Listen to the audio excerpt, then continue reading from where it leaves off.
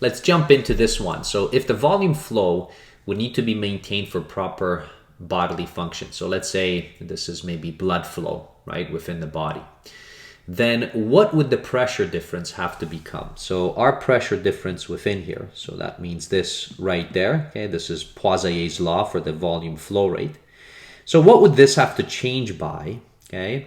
And this is, let's say, by a percentage, let's assume, so that we could compensate for a partial reduction of the radius by just 10%, okay? So this has gone down by 10%. Okay, so let's take a look at this. They don't give us anything else, so we'll assume that everything else remains constant, and we're just going to be playing with the pressure. All right, so out of this equation, I'm going to take out the R4. Now, if you take out the R4 and you reduce this by 10%, that means that the radius itself, so the radius, okay, will go in as 90% of the radius. So we went from being the regular radius to dropping by 10%. All right, so that's what happens. So that means if I'm going to plug this in and I take it to the power of 4, so as you can see there's 0.9 to the 4 and then radius 4. Okay, so that's what will happen overall. Now, the volume flow rate, okay, so if I take this in here, right, and back into the equation, I'm going to put it right in front. So 0.9 to the 4, this is going to be change in the pressure multiplied by the pi radius to the 4, right? So this is that, divided by 8 eta L. All right, so this thing is going to have a pretty big impact. So if I take out the calculator, 0.9 to the 4, so notice that this goes to 0.6561. And all of this junk in here, so this entire thing right there, is basically your initial volume flow rate. Okay, so that's just your initial volume flow rate that we have in there. And this will tell us that we're only going to have about 65.61% of the original volume flow rate.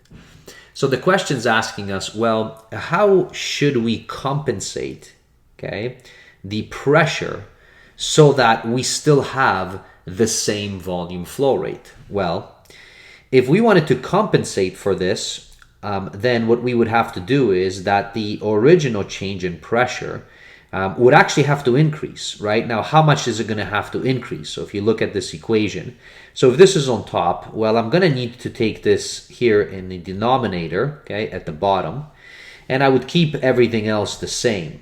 All right, so if I do all of this, so 8, eta L, notice that this right here, would cancel with this off, right, completely. And then we're just stuck with exactly the same volume flow rate. So now, what about this term? Now, what does this mean? Well, this means your original change in pressure is going to now change, okay, by this much. Now, but it's division. So if you take this, let me clear this out. So it would have been 1 divided by 0.6561. And what you would get is the following. So you would get 0.6561, which is coming from the change of the radius. Now multiplied by 1.52, 41, etc. Okay, and times your delta P, okay, times this R to the 4 divided by 8 eta L. Now, why did I do this? Because I want to maintain the same thing. If you take these two numbers and you multiply them together, they're going to be equal to 1, which means that the pressure, okay, so this pressure, okay, that we had, okay, the change of it has to change by this much. But notice this is 1.5241. So what this is actually telling us is that it's going to have to increase by approximately, about this, I'm going to just round it off, by approximately, so increase by 52% if there's a drop of a 10% in radius. So a 10% in radius, you would need a 52% increase in the actual change in pressure. So that's pretty big of a change in pressure that you would have. So, you can imagine, if your pressure is, 120 and you increase it by 50%, you're at 180. right? Millimeters of mercury. That's pretty insane. Now, the body compensates in many different ways. It doesn't just work with pressure. So there's all kinds of other things that happen within it.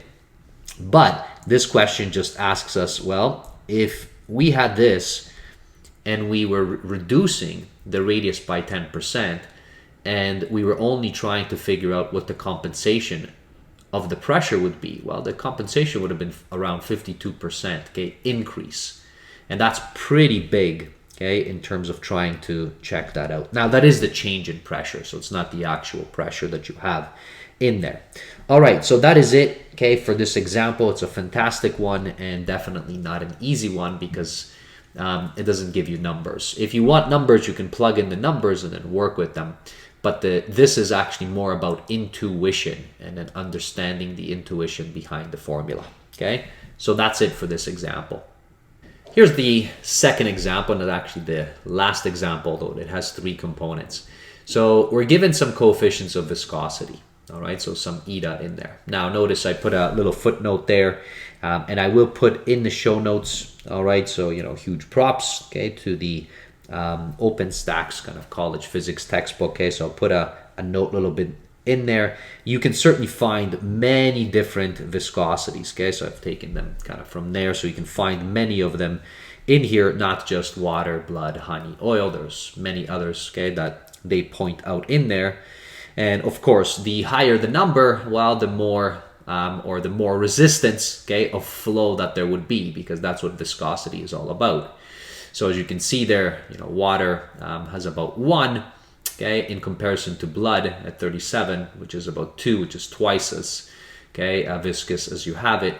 And then honey, notice it's, okay, I put 2,000, although honey can be more. And then oil is 138. All right, so let's take a look at these. So for part A, find the volume flow of oil passing through a pipe. Okay, so let's just write all of these down. So we have a length, this is for A, length of 10 meters, where the input pressure, so the input pressure is, okay, so input pressure over here is going to be 54 psi. I can change the psi, okay, to metric standard units, which I'm going to do right away. So let's do that. Okay, so I have that within there, so I can change it within. Actually, hold on a second. I'm not going to change it right away because we need, so in the formula, we need the change in pressure. All right, so it goes from 54 psi to 40 psi. All right, so the final one is 40 psi. All right, so actually I don't have to change it because I'm looking for the change in pressure. So, you know, what happened, okay, so between, so from one to the other. Now, within the change of pressure, you go from the high point to the low point, all right? So this is from the high point to the low point, which means 54 minus 40, that would have been 40 psi. And this I can, you know, I can now actually do the conversion for. So let me do that, okay? So that will save me so I don't have to do all of these conversions. All right, so let's take out the calculator in here. So 14 multiplied by 6895. So that's 96,530 pascals. That's the change in pressure. So that's what I have. I have the length. Now this is oil. So my eta, okay, within here. So if I go back for oil, 138. So this is 138, but I have to be careful with the units. This is millipascals times second. Millipascals times second. So if you want to change this back, so from milli back to pascal, so it's going to be 0.138 pascals. That's from changing from milli. Seconds is fine. Okay, so this is what I have. What else is given? And assume that the pipe has a diameter of 1.5 inches. Right, so the diameter is equal to 1.5 inches.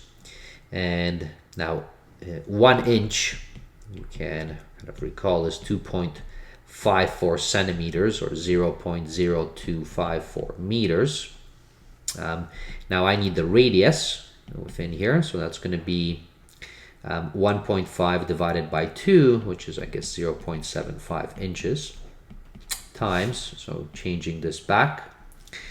Okay, so within here, and I'm going to take 1 inch, okay, right there, and 0.0254 meters.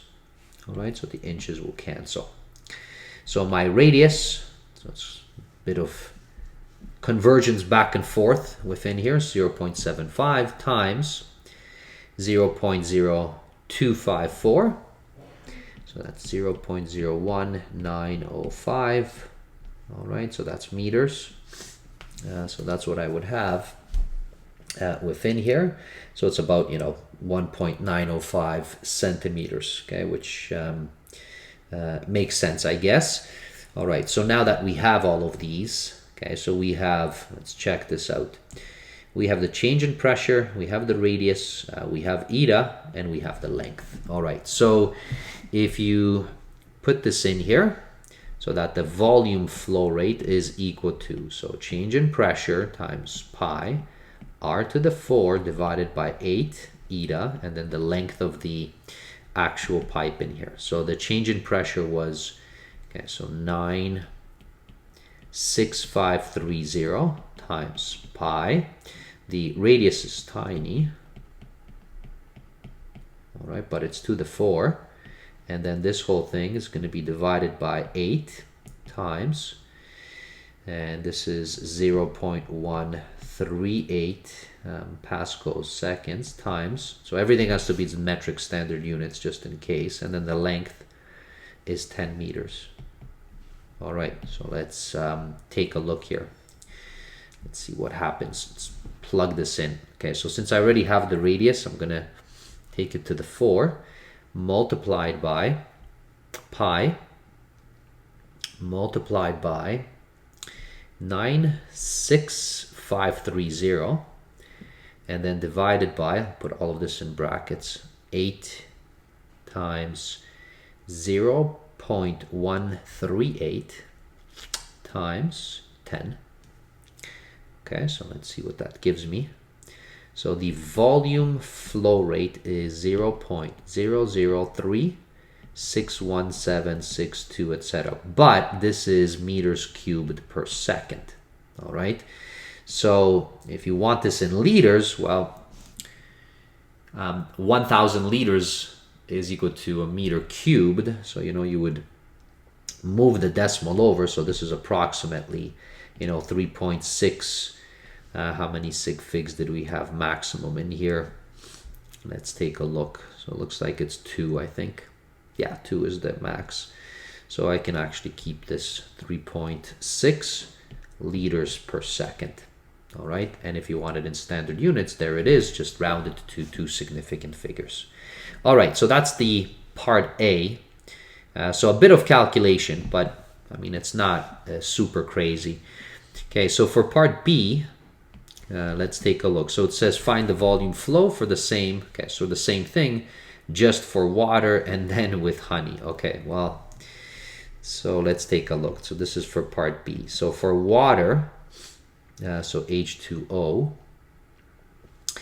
so what we would have,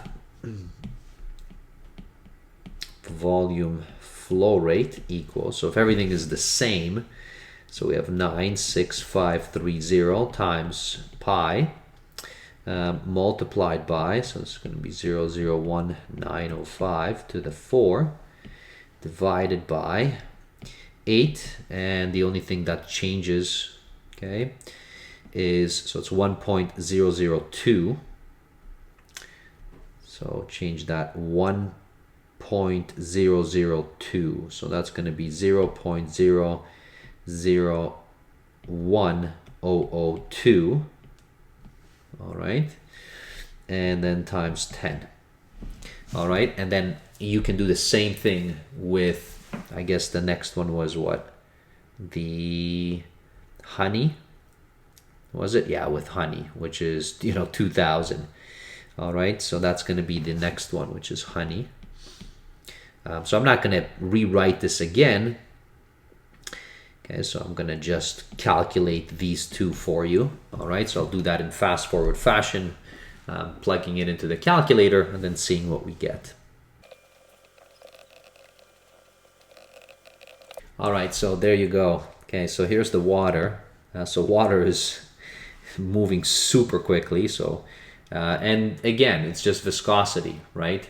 Notice here, honey very slowly because the viscosity of honey is enormous, right, in comparison to water. So that's what you would have in there. So in terms of the volume flow rate. So in terms of comparison, you have from 3.6 liters in here for the volume flow rate of the oil. Water is just guzzling in there super quick, and then honey obviously super slows down. Okay, so that's what you would have. You can double check those calculations for yourself. And then now for part C, which is the last component. If you take a pipe with only a diameter of 5 millimeters and blood flowing through it, where the input pressure is 120 and the output pressure is 120. Oh, okay. Then what volume flow rate? Okay, so this is, I hope that you don't get caught on this. Notice that the input is 120 and the output is 120. And because we need the change in pressure, well, 120 minus 120 is 0. So this is going to be 0 times whatever this might be, which is still 0. So that means on average, it's not going to be flowing anywhere. Okay, this is basically static. So there's actually nothing to do here. So the answer is 0 for C. That's actually a pretty neat question. Definitely worth putting it in on a test or an exam or something. I think it just kind of gets students thinking, and it's a very easy one if you understand the intuition behind the formula. All right, so that is it. All right, so thanks for watching. We'll see you in future videos. Happy studying.